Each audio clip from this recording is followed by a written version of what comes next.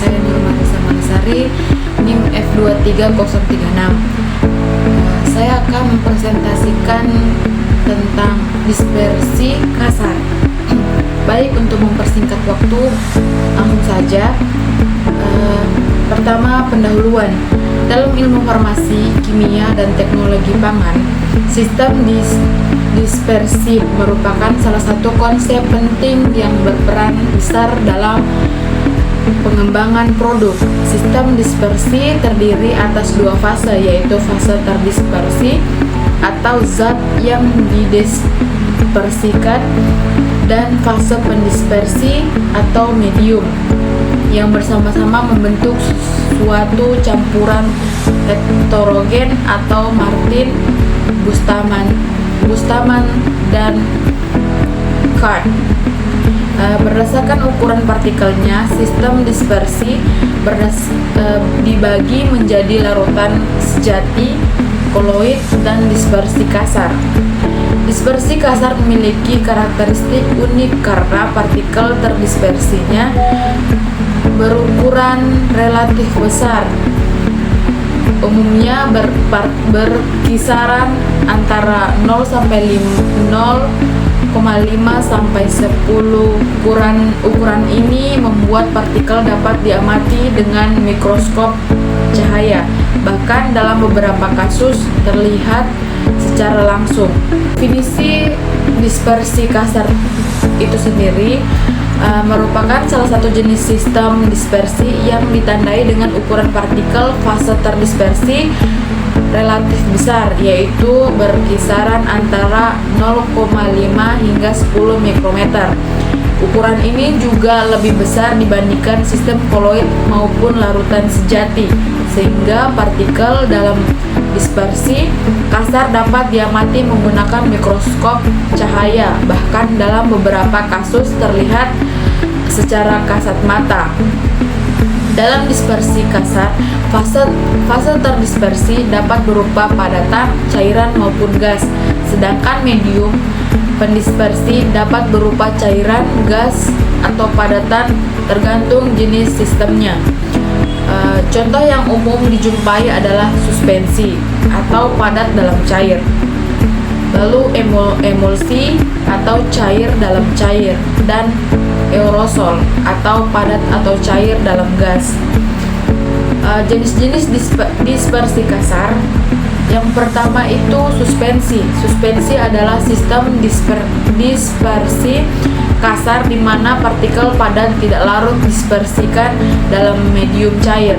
Partikel dalam suspensi berukuran cukup besar sehingga dapat mengalami pengendapan akibat gaya gravitasi.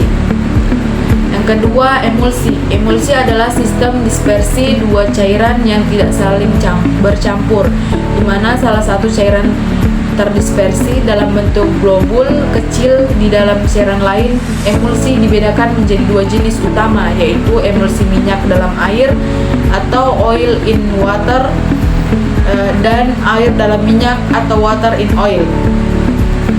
Yang ketiga, aerosol. Aerosol adalah sistem dispersi kasar di mana partikel padat atau cair terdispersi dalam medium gas. Aerosol banyak digunakan dalam bentuk produk farmasi inhalasi seperti obat asam maupun dalam produk rumah tangga seperti cat semprot dan parfum. Yang keempat, buif atau foam. Buif merupakan sistem dispersi di mana gas terdispersi dalam medium cair atau padat. Contoh buif dalam kehidupan sehari-hari adalah busa sabun, whipped cream, maupun produk kosmetik berbusa. Sifat-sifat dispersi kasar. Yang pertama itu ukuran partikel.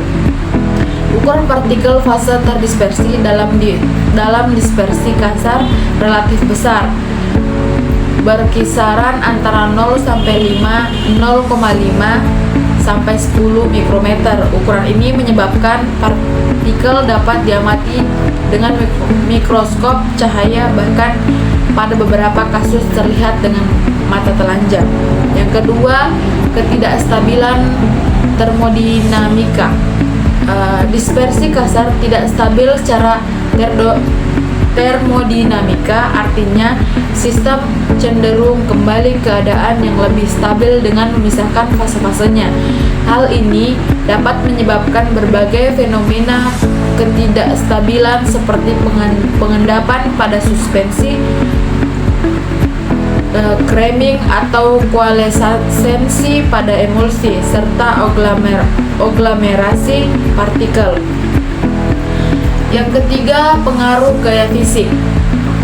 Stabilitas dispersi kasar dipengaruhi oleh berbagai gaya, seperti gaya gravitasi, gaya van der Waals, gaya elektrostatik, serta gaya Trerik dari penambahan polimer penstabil. Gaya gravitasi sering menjadi faktor utama dalam proses pengendapan partikel. Yang keempat, kebutuhan agen penstabil. Karena sifat alaminya yang tidak stabil, dispersi kasar membutuhkan agen penstabil seperti surfaktan, polimer, atau peningkatan viskositas. Surfaktan bekerja dengan menurunkan tekanan antarmuka, sedangkan polimer dapat mencegah partikel teraglomerasi melalui efek sterik. Tantangan dan upaya peningkatan stabilitas dispersi kasar. Dispersi kasar memiliki peran penting dalam farmasi, pangan, kosmetik, maupun industri. Namun, sistem ini sering menghadapi tantangan besar terkait stabilitas. Karena ukuran partikelnya relatif besar, dispersi kasar tidak stabil secara dinamika dan cenderung mengalami pemisahan fase seiring waktu. Tantangan utama yaitu sedimentasi atau cramming. Partikel padat dalam suspensi dapat mengendap, sedangkan partikel cair dalam emulsi dapat naik ke permukaan akibat gaya gravitasi. Yang kedua itu volukalis dan aglomerasi. Partikel terdispersi dapat saling menempel membentuk gumpalan kecil atau gumpalan besar yang menurunkan homogenitas sistem. Yang ketiga, realesensi. Pada emulsi, globul cairan dapat pecah dan bergabung sehingga terbentuk fase terpisah yang menyebabkan sistem tidak dapat dikembalikan ke bentuk awal. Yang keempat, perubahan viskositas. Ketidakstabilan reologi dapat mengubah tekstur dan konsistensi produk sehingga menurunkan penerimaan konsumen. Kesimpulan, dispersi kasar merupakan sistem dispersi heterogen dengan ukuran partikel fase terdispersi relatif besar, yaitu antara 0,5 sampai 10 mikrometer, sehingga dapat diamati dengan mikroskop cahaya. Bahkan terkadang terlihat secara langsung. Sistem ini memiliki berbagai jenis, diantaranya suspensi, emulsi, aerosol, dan buih, yang masing-masing memiliki karakteristik serta tantangan stabilitas berbeda. Sifat utama dispersi kasar adalah ketidakstabilan bermodinamika sehingga rentan mengalami fenomena seperti sedimentasi, cramming, flokulasi, dan koalescensi. Meskipun demikian, sistem ini hanya diaplikasikan dalam bidang farmasi. Baik, mungkin itu saja teori yang bisa saya bawakan. Maaf bila ada salah kata.